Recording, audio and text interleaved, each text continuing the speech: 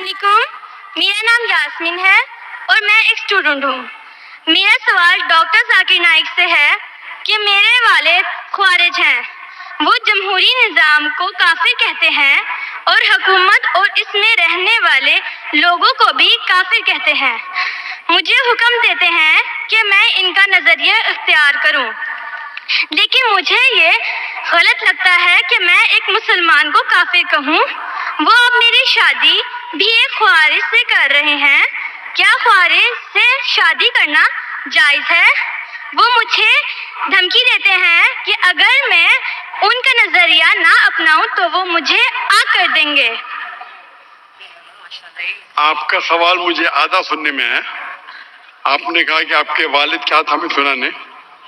آپ ذرا سوال کو واپس سے دہرائیں گے بہن؟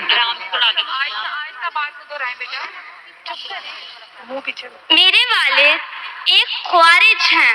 خوارج؟ ہاں، خوارج۔ یس، اور وہ جمہوری نظام اور اس میں رہنے والے لوگوں کو کافر کہتے ہیں اور ان کا نظریہ نہ اپنا پر مجھے آگ کرنے کی دھمکی دیتے ہیں اور میری شادی ایک خوارج سے کرنا چاہتے ہیں۔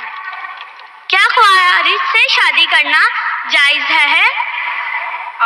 بہن جی، مسلمان کو صرف مسلم سے شادی کرنا چاہیے۔ کیا خوارج ایک کافر ہے؟ آپ نے کوئی خوارج مطلب ایگزٹ، خوارج مطلب وہ اسلام کو چھوڑ چکا ہے۔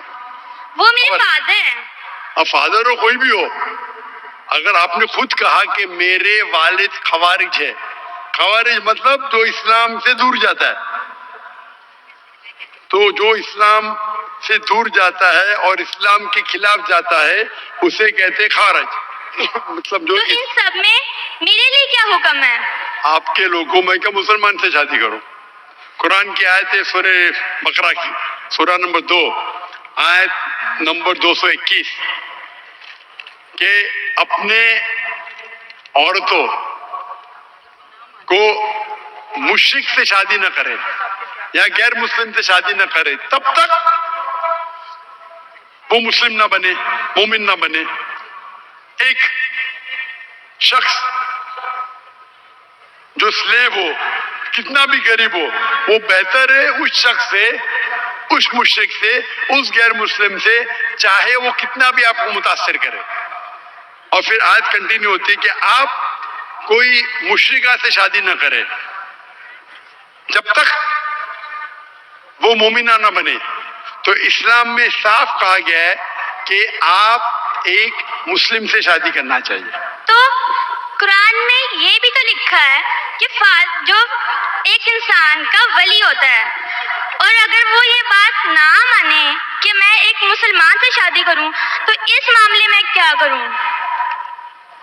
بہن جی، یہ قرآن میں نہیں لکھا، حدیث میں لکھا ہے۔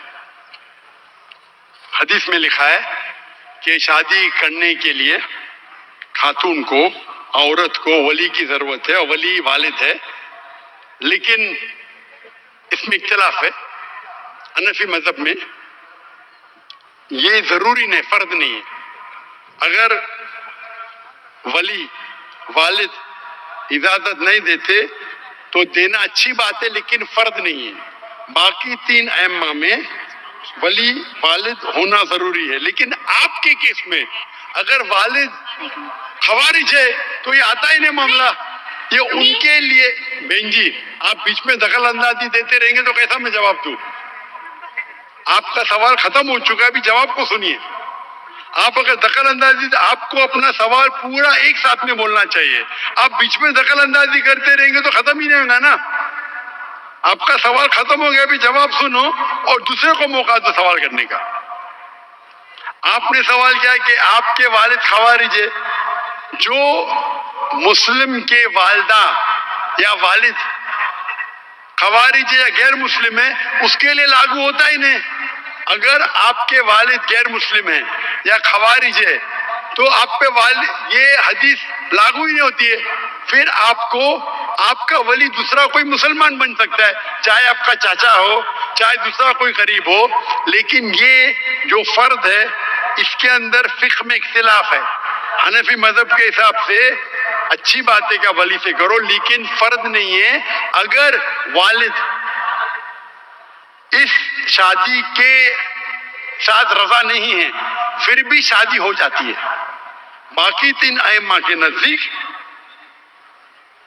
والد کی رضامندی جو ولی ہے وہ فرض ہے. لیکن آپ کے کیس میں یہ لاگو ہی نہیں ہوتا ہے. آپ نے جب کہہ دیا کہ آپ